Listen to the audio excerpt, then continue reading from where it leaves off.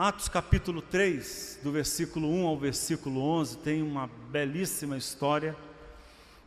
É uma das primeiras histórias dos Atos dos Apóstolos. Eu já preguei nesse texto algumas vezes, e hoje eu quero olhar para ele e deixar que ele ilumine o meu coração e o seu com algumas indicações. Capítulo 3, do versículo 1 ao versículo 11, eu chamei essa reflexão, dei a ela como tema uma afirmação, né? A simplicidade é a maior coragem. Ser simples é, muitas vezes, a coisa mais corajosa que você tem a fazer. É por esse caminho que a gente vai seguir nessa reflexão. Vamos ler juntos o texto bíblico? Você pode acompanhar comigo, diz assim: Pedro e João estavam subindo ao templo na hora da oração, a nona, 3 horas da tarde. E certo homem, coxo desde o ventre de sua mãe, estava sendo levado, homem a quem colocavam todos os dias à porta do templo, dita Porta Formosa, para pedir esmola aos que entravam no templo. Este, vendo Pedro e João prestes a entrar no templo, pediu para receber esmola. Pedro, fitando-o fixamente com João, disse: olha para nós. O coxo deu-lhes atenção, julgando receber algo deles. Pedro disse: não tenho prata nem ouro, mas dou-te o que tenho. Em nome de Jesus Cristo Nazareno, levanta-te e anda. E agarrando com a mão direita, fê-lo levantar. De repente, se fortaleceram os seus pés e os tornozelos, e com um salto se pôs de pé e começou a andar. E entrou com eles no templo, andando e saltando e louvando a Deus. E todo o povo viu, andando e louvando a Deus. Reconheceram-no, pois era aquele que se sentava à porta formosa do templo, pedindo esmola. Ficaram tomados de espanto e de assombro, devido àquilo que lhe acontecera. Enquanto o homem se agarrava a Pedro e a João, todo o povo foi com eles para o pórtico dito de Salomão. Estavam todos maravilhados. Amém. Amém. Vamos orar ao Senhor mais uma vez e converter o nosso coração a Deus e trazer os nossos pensamentos a essa reflexão, à presença de Deus. Eu creio na palavra de Deus para a tua vida, eu creio nisso. Vamos orar. Senhor, enquanto nós falamos, enquanto eu prego, enquanto eu conduzo essa reflexão, ilumina os nossos corações, acorda a nossa consciência, abençoa, Senhor, a alma desse homem atribulado, abençoa, Deus, o coração dessa mulher angustiada, ventila esperança, Senhor, para essa pessoa que está cansada. Seja assim hoje, Deus, um fôlego novo, um ar fresco, a trazer desejos renovados de viver uma vida bonita, uma vida com significado. Senhor, faz assim no nosso coração hoje, em nome de Jesus. Amém. Amém.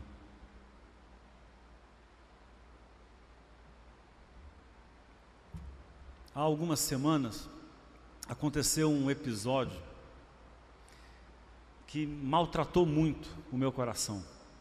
Não é a primeira vez que algo parecido com isso acontece, mas dessa vez, talvez por todas as circunstâncias, talvez pela sequência de más notícias e de acontecimentos desastrosos que levam à morte, que pioram a vida do povo já sofrido desse país, Essas coisas que nos angustiam com tanta frequência. Há cerca de 2 semanas, eu dizia, 2, 3 semanas ou mais um pouco, um músico, vigia de uma escola, ele levava a família, o carro estava cheio, era um carro bom, um bom carro, um carro bonito até, e ele, simples, mas bonito, eu faço questão de frisar isso, porque não era um carro que causasse algum tipo de suspeição por si só, se é que isso é legítimo, né? Se é que suspeitar de um carro ruim é legítimo, mas não era o caso. Ele levava a sua família para um chá de bebê, numa tarde dessa. E o carro dele foi fuzilado por soldados do exército, que estavam apostos numa região muito perigosa do Rio de Janeiro, próximo a uma via. E antes que o carro passasse em frente do posto, ou de onde estavam reunidos os soldados, ele já começou a ser fuzilado. E foram 83 tiros, salvo engano, que atingiram o carro, e alguns que atingiram o motorista do carro, esse homem que veio a morrer. E foi terrível. Um outro homem viu a situação, tentou socorrer, tirar o homem de dentro do carro, e acabou também sendo atingido, e alguns dias depois também morreu.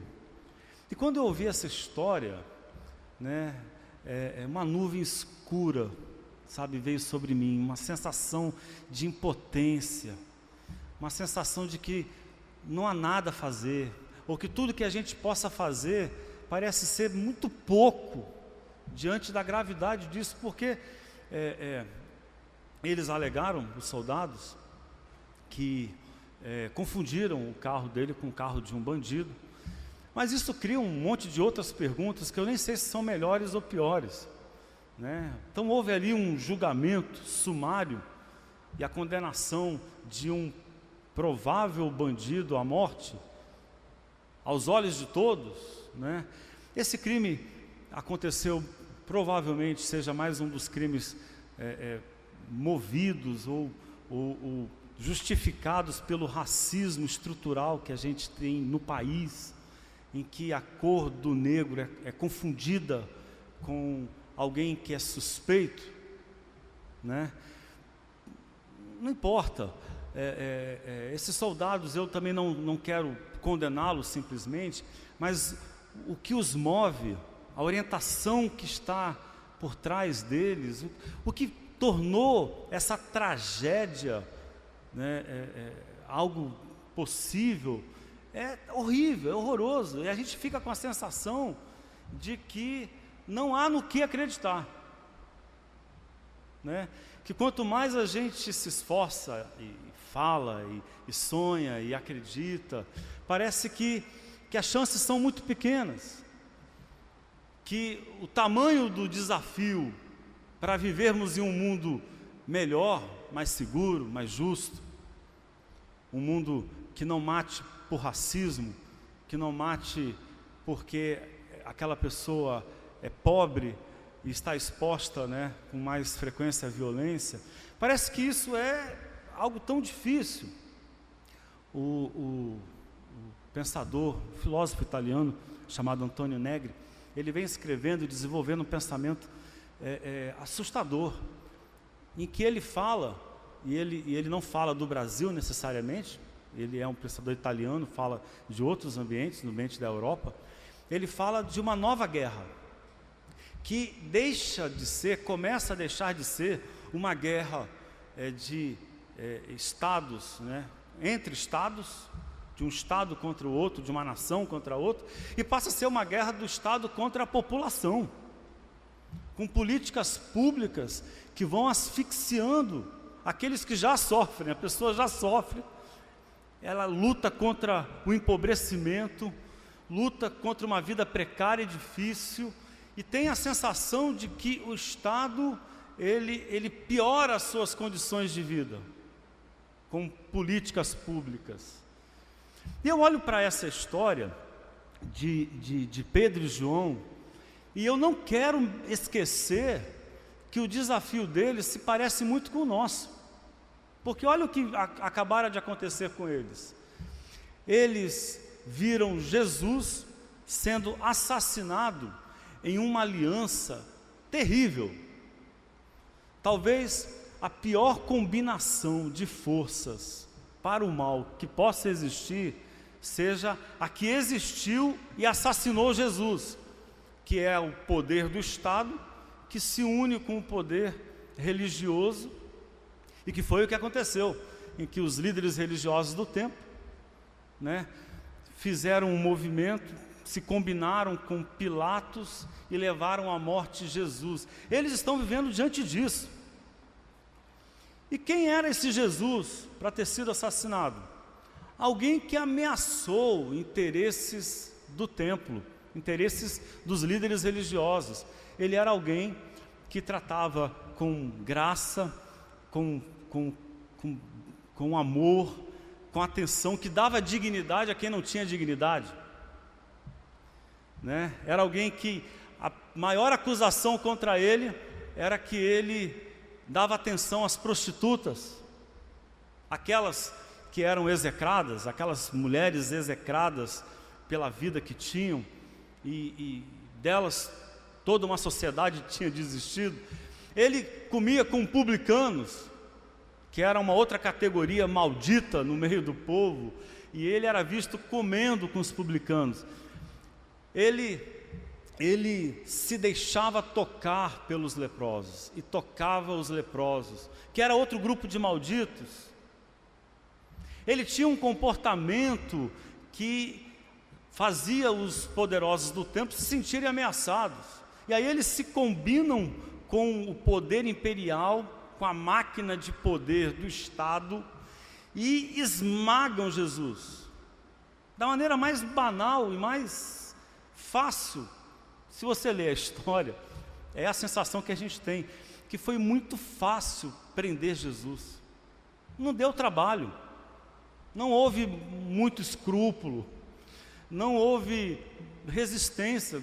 A resistência que poderia existir era pífia. Jesus teve a sua vida descartada com uma facilidade assustadora. Prenderam Jesus, torturaram Jesus, humilharam Jesus e o crucificaram.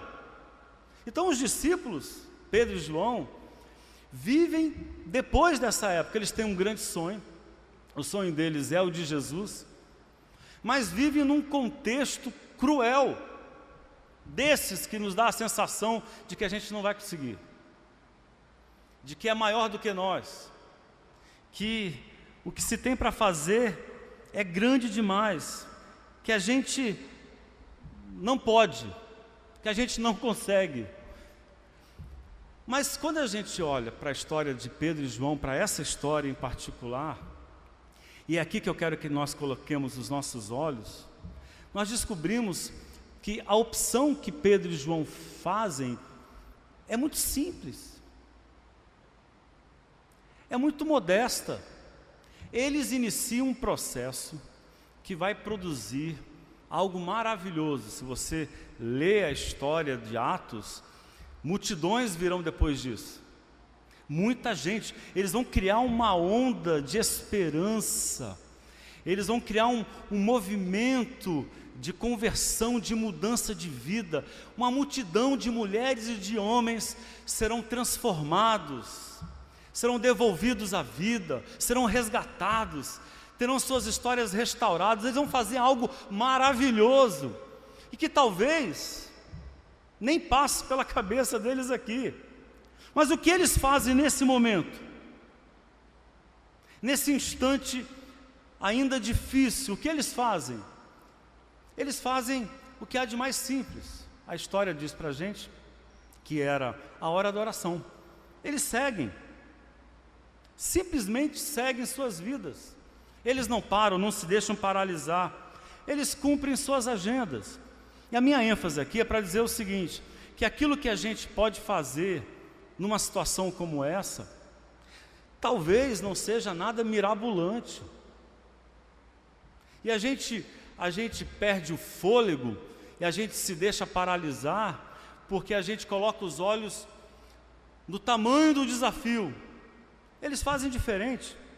Eles seguem em frente, simplesmente seguem em frente. E no caminho mais previsível de uma vida comum, se você quisesse encontrar Pedro e João e os religiosos daquela época, naquela hora, naquele dia em Jerusalém, era lá, a caminho de Jerusalém, né, subindo ao templo para a hora da oração. Era uma hora que se repetia diariamente, era um movimento religioso, previsível, comum. O que eles fazem não é excepcional, eles não têm uma grande estratégia, eles não têm um grande plano, eles não reúnem recursos especiais, eles não têm poderes diferentes. O que eles têm é a vida mais comum, é o que a gente vê aqui. Assumem pequenos gestos, fazem coisas que não exigem que sejam heróis para que sejam feitas. As coisas que eles fazem não exige alguém excepcional, não exige que sejam geniais, gente de uma ousadia intocável, gente com uma coragem férrea. Não, exige apenas que eles sigam em frente, fazendo o que podem fazer, fazendo o que sabem fazer. E isso que eles vão fazendo a caminho do templo, como fazem todo dia, né? Coisas que estão próximas, ao alcance das mãos, ao alcance dos olhos, que são coisas pequenas, menores, até mesmo aparentemente despretensiosas, é que vão desencadear uma onda de transformação em Jerusalém, na vida de milhares de pessoas. Eu gosto muito de uma das histórias de Atos dos Apóstolos, mais à frente, daqui a uns 4, 5 capítulos, em que um conselho em uma determinada cidade se reúne para discutir os problemas da cidade, e um dos problemas é que aquele pessoal do caminho, uma referência a esse movimento que começou aqui com Pedro e João, esse pessoal do caminho está chegando, aí eles dizem assim: aqueles que transtornaram o mundo chegaram também aqui. Eu acho muito bacana essa expressão, na versão mais tradicional da Bíblia. Aqueles que transtornaram o mundo chegaram também aqui. E como foi que eles começaram essa reviravolta? Como foi que as coisas começaram a se transformar? Como foi que esse movimento se iniciou?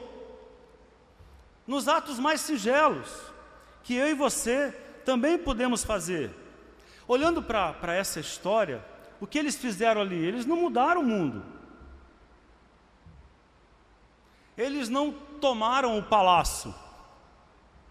Eles não reuniram um exército para fazer uma revolução e libertar Israel da dominação romana. Eles não invadiram o templo e tiraram os sacerdotes de lá e assumiram eles o sacerdócio. Fizeram nada disso, nada muito vistoso, nada muito grande.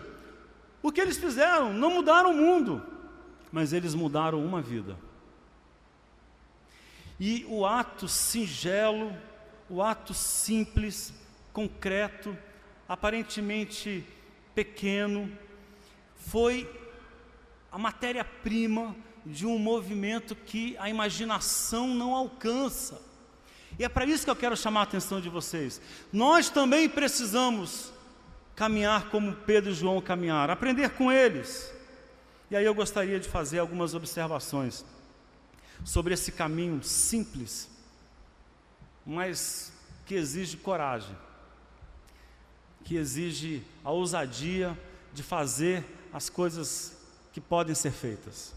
Primeiro, se a sua religião deslocar você do seu egoísmo, porque todos nós somos, porque todos nós lidamos com essa carência, né, que o egoísmo responde a ela. Se a sua religião, se a sua fé, se você tiver um tipo de fé, se você experimentar uma religião que tira você do egoísmo, o seu mundo já será maior. Que desloque você do seu egoísmo, que atrapalhe o seu egoísmo, que traga transtornos para um jeito individualista, egoísta de existir. Se você experimentar um tipo de religião assim, o seu mundo já será maior, sua consciência já será mais larga, as coisas já serão diferentes. E eu dizia que o egoísmo é algo que todos nós temos, porque faz parte, é uma condição humana, faz parte da vida precária que nós temos. Nós temos uma vida que é tão suscetível, uma enfermidade, ela desorganiza a gente, uma perda, um insucesso é capaz de colocar a gente numa condição de muito sofrimento, não é? Uma palavra dita por alguém desestrutura a gente. Alguém diz algo para nós numa hora X e aquilo pode gerar em nós uma dor profunda. Nós somos assim, somos suscetíveis, somos frágeis, somos carentes, nós temos tanta dúvida, não é? De se as coisas vão dar certo. É por isso que a gente perde o sono, é por isso que a gente tem taquicardia, né? É por isso que a gente tem o sentimento chamado ansiedade. É coisa de gente que lida com a possibilidade de que não funcione o projeto, que não dê certo aquilo com que está se envolvendo, não é? A vida é assim, e porque nós somos assim, frágeis, nós desesperadamente corremos atrás de afirmação. Qual o nome disso? Egoísmo. Nós nos colocamos como o maior problema que existe no mundo, né? E nos esquecemos do resto. E a gente faz muita coisa nesse movimento egoísta. Por que a gente tem disputa de poder? Em todo ambiente. Dentro de uma família tem disputa de poder. Os filhos disputam prestígio, valor, disputam, né, a dominação do ambiente. Os pais disputam entre si poder. Às vezes disputam com os filhos também, né? Num condomínio tem disputa de poder, ora se tem. Nas relações, não é só lá em Brasília, não é só na Câmara Municipal, não é apenas nos espaços, na Assembleia Legislativa, não é apenas no período eleitoral que as pessoas disputam poder e querem convencer ao eleitorado que são mais importantes, mais preparadas, mais dignas de confiança, que querem vencer, né, a busca da credibilidade. Não, nas relações nós somos assim, é do nosso egoísmo. E aí a gente cria muitas coisas, né, muitas manias, e isso pode nos adoecer profundamente. A busca de um amor romântico, né, super idealizado, tem a ver com esse egoísmo e outras coisas tantas. Agora, a religião, eu me atrevo a dizer, talvez seja a maneira mais terrível, a trama mais poderosa que pessoas adultas desenvolvem para se entrincheirar no seu egoísmo. Porque a religião, ela pode vir debaixo de uma expectativa de vida excepcional, que se você fizer aquilo direitinho, né, fizer a oração certa, se você cumprir as regras, se você for um bom religioso, você vai ser livre de todos os problemas, não é? Você vai prosperar, você vai ganhar mais dinheiro, você não vai ficar desempregado, a sua empresa não vai ter problemas no seu desempenho, você não vai ter problema de saúde, né? Você não vai adoecer. E aí isso coloca as pessoas dentro de uma bolha, porque ninguém vive dessa forma, ninguém. Por mais que você tenha a boa sorte de adoecer pouco, uma hora ou outra você vai adoecer. Por mais que você tenha a boa sorte de não ter perdido gente querida perto de você, uma hora ou outra isso vai acontecer. E um dia, eu e você também vamos morrer. A vida é assim, ela é precária, ela é difícil, ela é frágil, não é? Mas aí a pessoa cria uma trincheira de egoísmo e coloca toda uma estrutura trabalhando para lhe dar a sensação de que ela é excepcional, de que ela é a pessoa mais importante que existe, é o centro do universo. Agora, o cristianismo faz um movimento que é surpreendente, porque a religião acaba se tornando essa trama também, porque a sua divindade é invisível. Ora, se é invisível, ela pode ser o que eu imaginar, né? Se o que ela diz é algo que eu digo aqui do meu coração, né? Eu é que digo que foi Deus que falou, então eu posso imaginar o que eu quiser. E aí isso vai virar um movimento apenas de afirmação de mim mesmo o tempo todo. E nós somos condenados a sermos esses bebezões, essas crianças que vivem em torno de si mesmas. Mas vem o cristianismo com uma proposta que é desconcertante de fé. Porque o Deus cristão não se esconde na invisibilidade. O Deus cristão, ele se mostra, ele dá a cara na pessoa que está perto de você.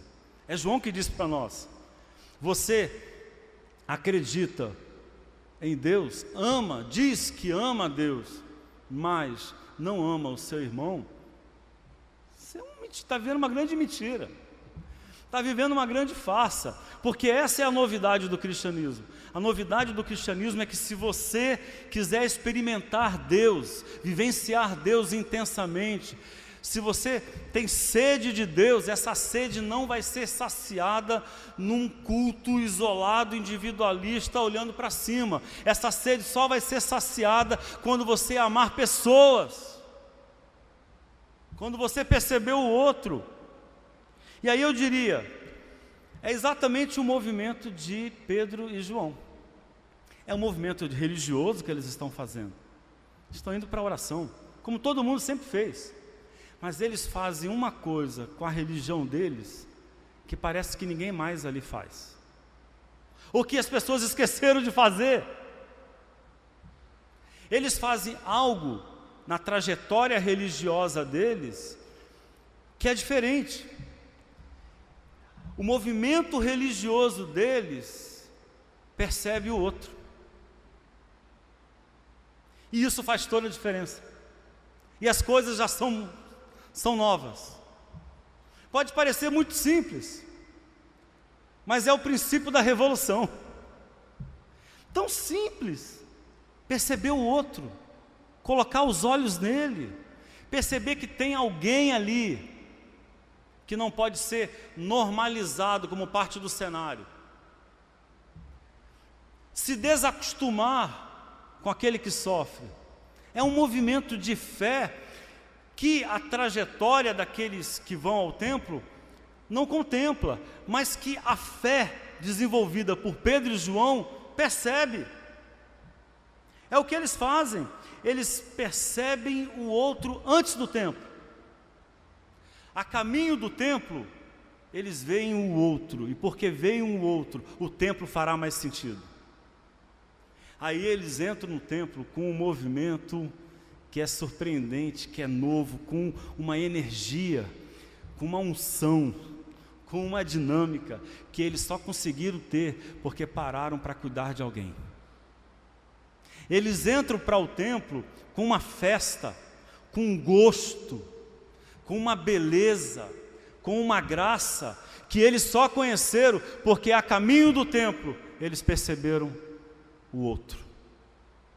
Eles não vão ao templo para confirmar os seus desejos. Eles não vão ao templo com uma lista de desejos a serem realizados. Eles não vão ao templo porque querem trazer do templo uma bênção. Eles vão ao templo e levam o encontro com o outro ao templo. E aí o templo é cheio de Deus. E aí eles são cheios de Espírito.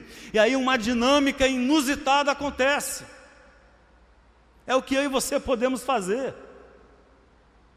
Então, se você já tem uma fé que te inquieta diante do outro, isso já é maravilhoso.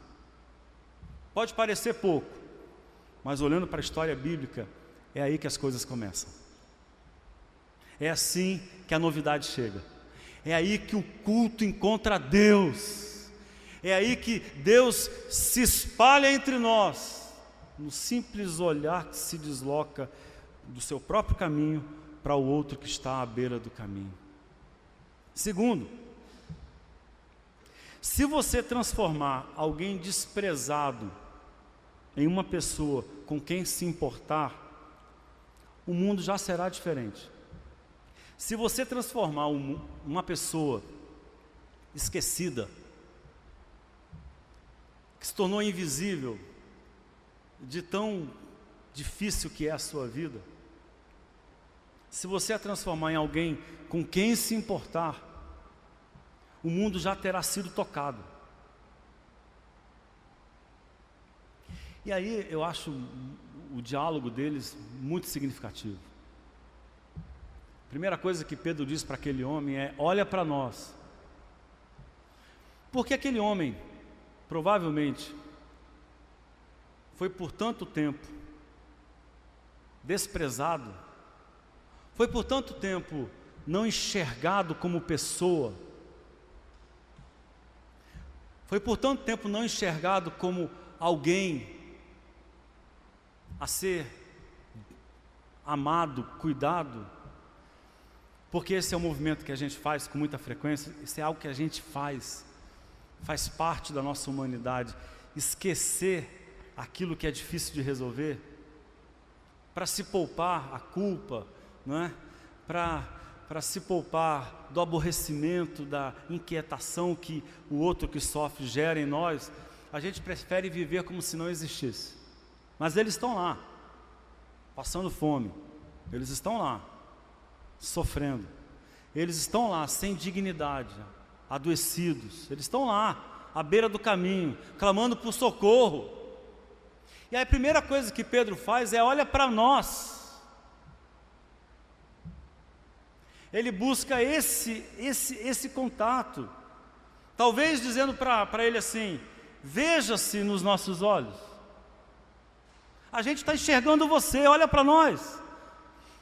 E eu dizia que provavelmente porque ele por tanto tempo foi invisível, que ele mesmo se distraiu na sua condição, se encaixou no cenário como alguém sem importância, alguém com quem não se deve importar, alguém que não merece mesmo atenção, que é indigno, que é um trapo de existência jogado pelo caminho.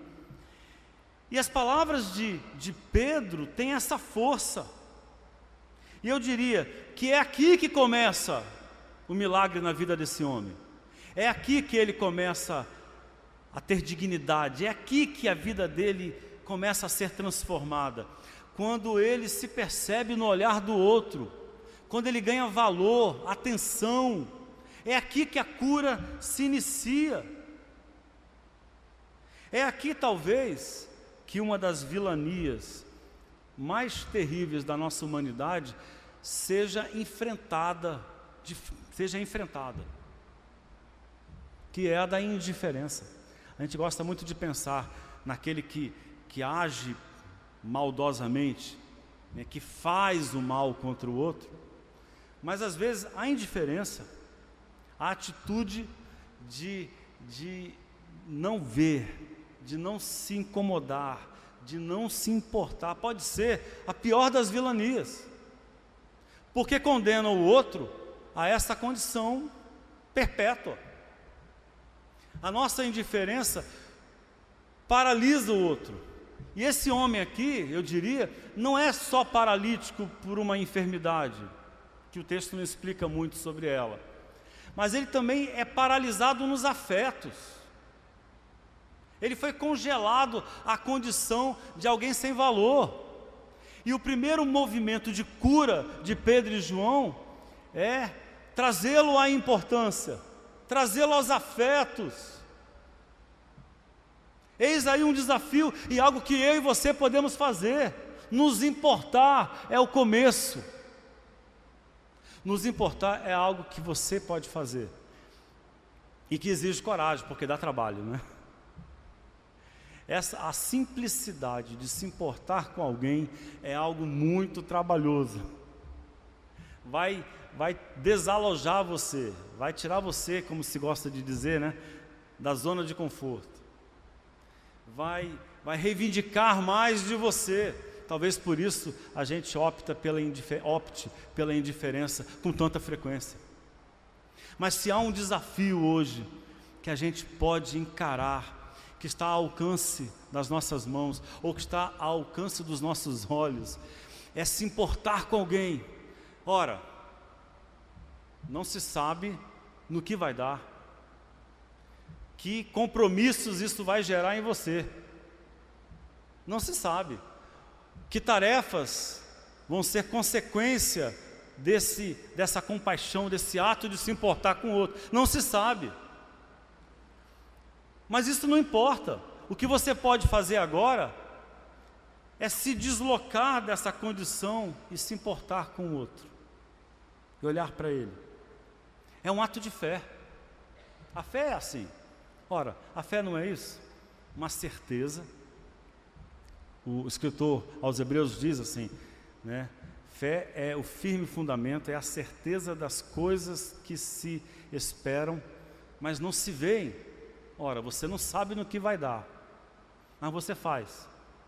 O movimento do amor é assim, esse movimento de fé, esse ato singelo, simples de se importar com alguém, que pode parecer muito pouco, mas pode conduzir a processos maravilhosos, a uma onda de esperança, a restauração de vidas. De novo, eles não mudaram o mundo com isso aqui, mas eles mudaram uma vida.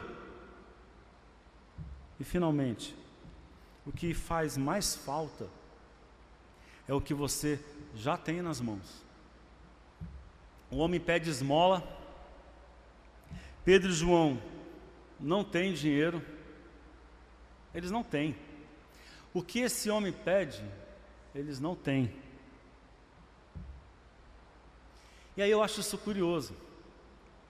É que eles passam a ter algo, eles desenvolvem uma habilidade que eles só experimentam, talvez, por não terem prata nem ouro. Porque eles têm uma falta.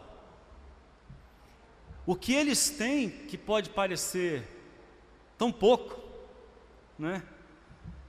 Tão despretensioso, tão sem significado, tão sem valor, é o que transforma a vida daquele homem. Eles têm fé. Eu diria não só fé em Deus, porque fé em Deus talvez seja até mais fácil, mas fé em um trapo humano jogado na beira da estrada, talvez exija muito mais de nós. E é muito fácil a gente ter muita fé em Deus, mas sermos ateus na relação com as pessoas. Mas não termos fé nenhuma no outro. Fé que aquela pessoa pode ter valor. Fé que ela pode seguir em frente. Que ela pode dar passos em direção a uma vida melhor. Talvez essa seja a fé que a gente perca com mais facilidade, e talvez ela faça mais falta no mundo. Não tenho prata, eles dizem, nem ouro, mas dou-te o que tenho. Em nome de Jesus Cristo Nazareno, levanta-te e anda. Perceba que não é só um grito mágico, não são palavras mágicas, é um movimento de quem se coloca junto com Ele. Vamos andar. E eles dão as mãos, e eles levantam aquele homem, e eles andam com ele em direção ao templo. E eu diria que essa é a grande mensagem da Bíblia o tempo todo. A grande mensagem da Bíblia é que ninguém nunca está de mãos vazias, e que Deus nos chama a partir do que nós temos nas mãos. E às vezes o que a gente tem nas mãos é isso mesmo, é angústia, é falta. O que a gente tem na mão é dor. Eu já contei para vocês essa experiência, ela é uma experiência do fundamento da minha fé, do fundamento da minha vocação. Eu, aos 20 anos, aos 20 anos eu já saí do seminário. Eu fui aos 18 anos para o seminário, completei 19 anos no dia que eu cheguei no seminário no interior de São Paulo, em Pindamonhangaba, que foi o seminário que o meu pai, 25 anos antes, também havia frequentado, antes de iniciar a sua carreira como pastor.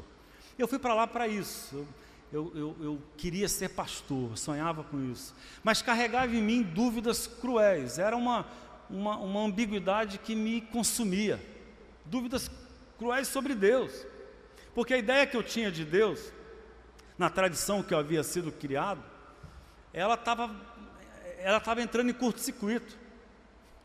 Eu não estava dando conta de acreditar em Deus do jeito que eu havia aprendido. Eu queria Deus, havia aspectos da fé que inflamavam o meu coração, eu queria pastorear vidas, era uma vocação forte na minha alma, mas aquela teologia, aquela crença, aquele conjunto de pensamentos, estava em curto-circuito na minha cabeça de adolescente. Eu era questionamento da cabeça aos pés. Era não? Sou.